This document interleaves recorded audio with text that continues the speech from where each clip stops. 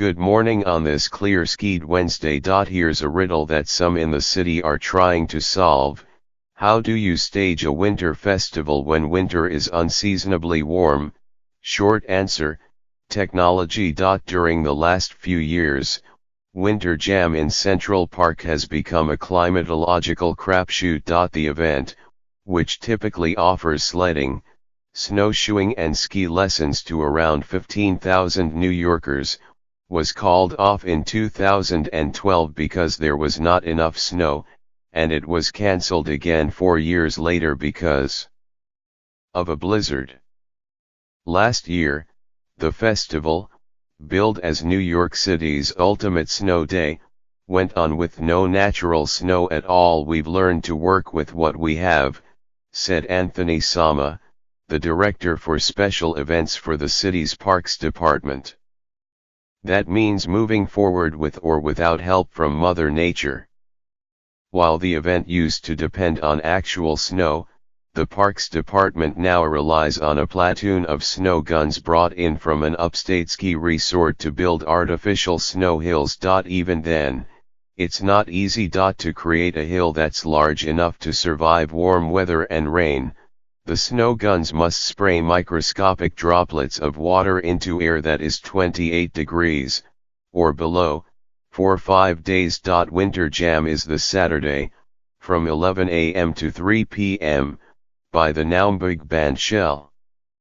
To see how the snowscape was holding up, we stopped by the park this week. On an empty roadway, a group of 12-foot piles of snow sat glistening in the sun, protected by police-style barricades. It was the only snow around, and it wasn't very fluffy. It has a hard icy surface from the rain, but that's covering the powder underneath, Mr. Sama said. On Friday, he added, a snow groomer will break up what's left and shape it into hills of white. Ideally. If the snow doesn't last until the weekend, the Parks Department has a backup plan: winter-themed activities that don't require snow, Arctic golf, a version of miniature golf where ice sculptures replace the windmills, and Arctic bowling, regular bowling but outdoors. With sunny skies and a predicted high near 50, the Parks Department is also breaking out other warm weather activities: dodgeball and shuffleboard, just in case. Here's what else is happening: rock your shades, it's a brilliant day. But don't get too comfortable. It's cooler than yesterday. The high is 39 and you'll want to take a warm coat. Leave the umbrella at home. Grandma the Clown, a revered star of the Big Apple Circus, resigned after he was accused of pressuring a 16-year-old aerialist into posing for pornographic photos. New York Times: an appeals court freed a man who had been found guilty on marijuana charges after a series of mishaps and court mishandlings caused him to have to wait 7 years for his trial to begin.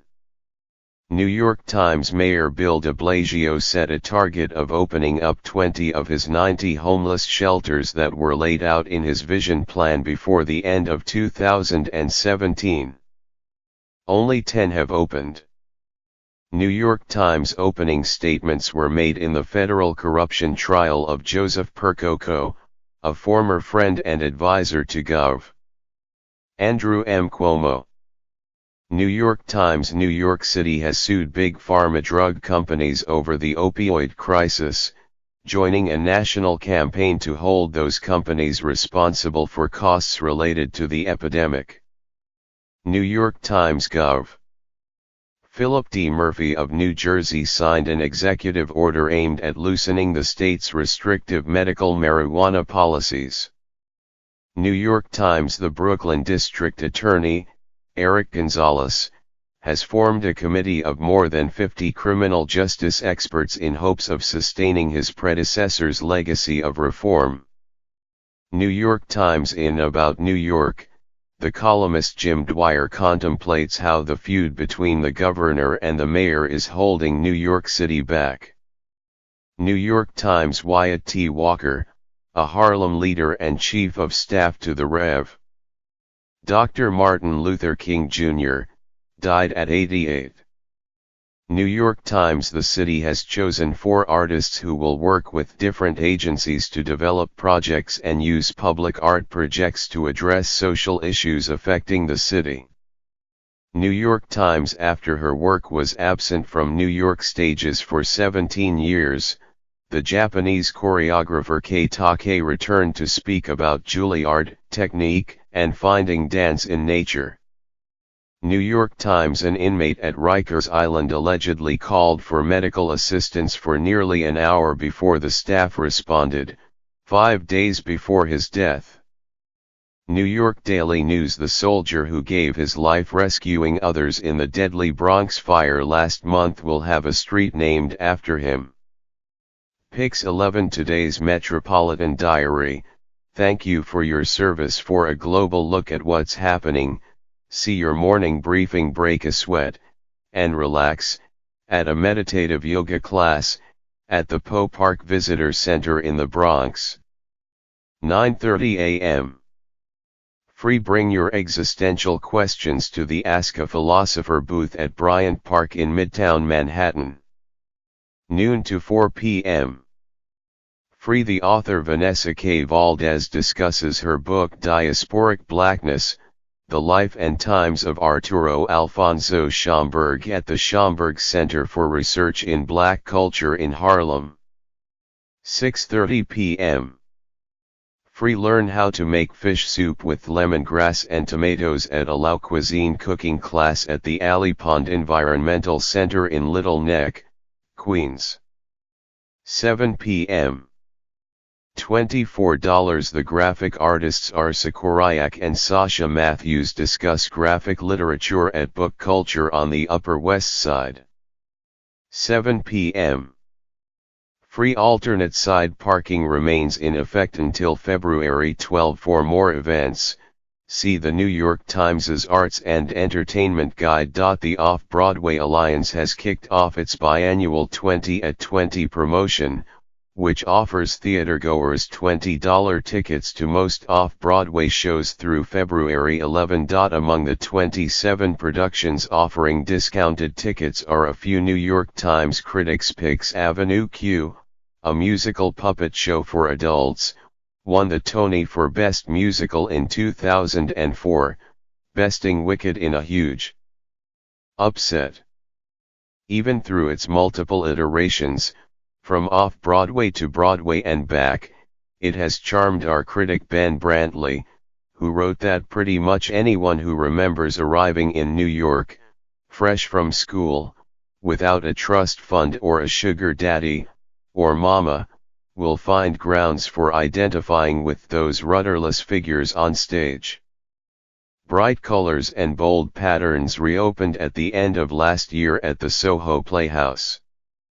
Plays do not get much gayer than bright colors, our critic wrote. Set poolside, this 80-minute evening is essentially an audience with Gary, who suffers from a serious case of ADHD, throws back cocktails as if they were cleansing juices, possesses a voluminous knowledge of pop culture, who is Shannon Elizabeth, anyway, wields an acerbic wit that could flay you at 50 paces and has no off button. Drunk Shakespeare. The conceit here is simple. A truncated version of a Shakespeare classic is performed while one cast member takes shots.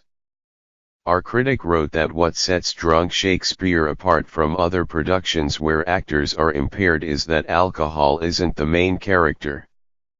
It's more like an enabler, allowing the actors, sober and drunk, to take all sorts of liberties with Shakespeare, but skillfully. You can see a list of the other discounted off-Broadway productions and read our reviews here. New York Today is a morning roundup that is published weekdays at 6 a.m. If you don't get it in your inbox already, you can sign up to receive it by email here. For updates throughout the day, like us on Facebook. What would you like to see here to start your day? Post a comment. Email us at newyorktoday@newyorktimes.com, or reach us via Twitter using hashtag NYToday. Follow the New York Today columnists, Alexandra Levine and Jonathan Wolfe, on Twitter. You can find the latest New York Today at newyorktoday.com.